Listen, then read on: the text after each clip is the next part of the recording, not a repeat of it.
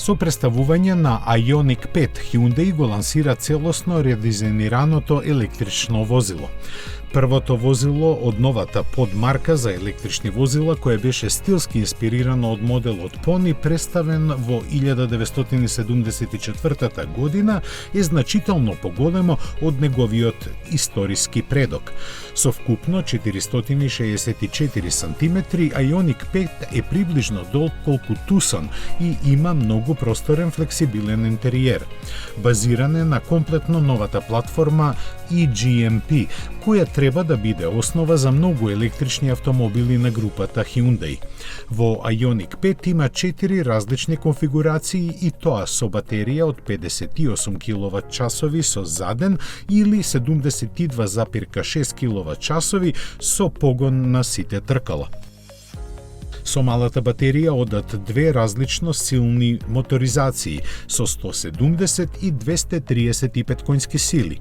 Големата батерија ги напојува посилните изведби со 217 коњи со погон на задните тркала и со 306 конски сили за верзијата со погон на сите тркала. Максималниот опсег, барем во официјалните податоци, достига 480 километри.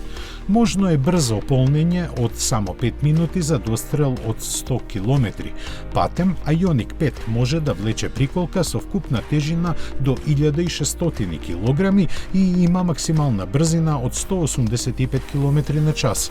И двата податоци се необично високи вредности за електричен автомобил. Една од најинтересните карактеристики на Ioniq 5 е лизгачката централна конзола, што може да ја користат и предните и задните патници. Задната клупа исто така може да се помести за да се добие поголем багажник. Напредно е решението на надворешните ретровизори, базирани на камери кои целосно го елиминираат мртвиот агол.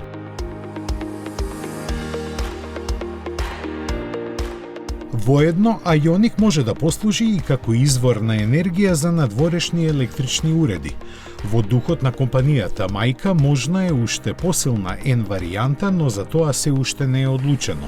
Првично се планираат уште два модели, именно спортскиот седан Ioniq 6 како директен дериват на концептниот автомобил Hyundai Prophecy и Ioniq 7 како големо спортско корисно возило. Основната изведба, која е патем речено максимално опремена, но задвижувана е со најслабиот мотор со 170 коњи и батерија од 58 киловат-часови, ке чини 41.900 евра во Германија, а лансирањето на пазарот е планирано за мај или јуни.